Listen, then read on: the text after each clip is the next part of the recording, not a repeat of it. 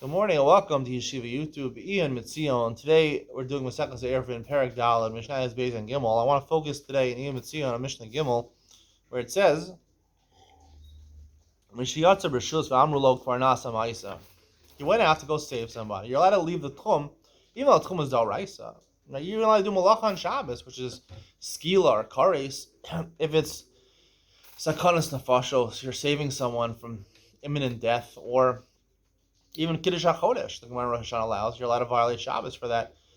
So you're doing these things, and once you left the city, or the city limits, 2,000 amos, they told you, you don't need you anymore. The person either died, or the person was saved already.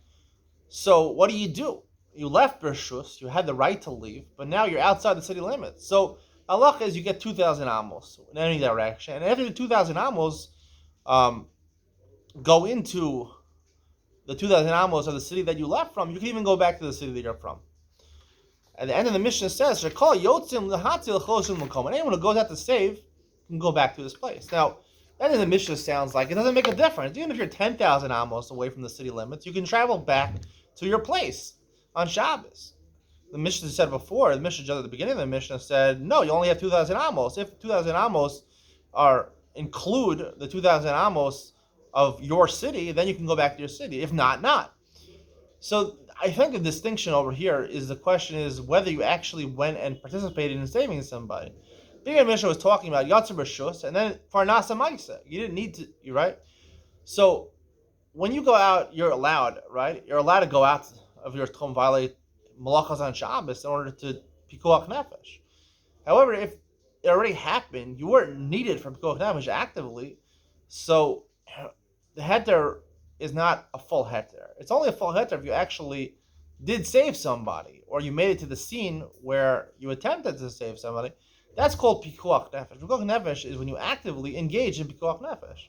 So Chazal said, someone who engages in pikuach nefesh is not just dechuya. We talked about certain types of things like bris milah on Shabbos, or ochel nefesh on Yom Tov. Is that considered hutra or dechuya? Dechuya means basically that really there's an Isser, you're violating an Isser, but the Torah says it's better that you violate the Isser to do the mitzvah of whatever you're doing, bris milah, pikuach nefesh, or do we say that there's no Isser at all?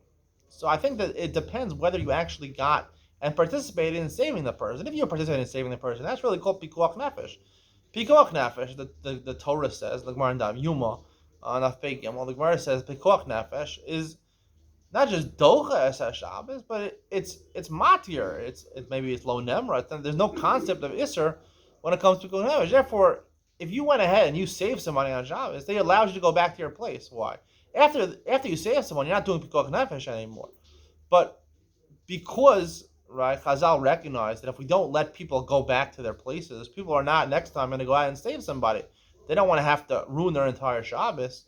So therefore, built in to the heter of pikuach nefesh, Chazal said it's reasonable to assume the Torah would allow them to go back, because the concept of pikuach nefesh is hutra or lo nemra. It's a complete heter. There's no isser over here. However, when you left and then you didn't actually go to the place, you weren't needed anymore. They told you don't go any further. So I think that's a case of the chuya. There's two types of pikuach nefesh. There's pikuach nefesh where you actually participated or attempted to do pikuach nefesh, and pikuach nefesh where it didn't even get started yet. So when you left, it was the chuya, it was usher to leave the tchum, but you had a reshus, you left reshus. You had the right to leave. You didn't isser, and the Torah wanted you to leave.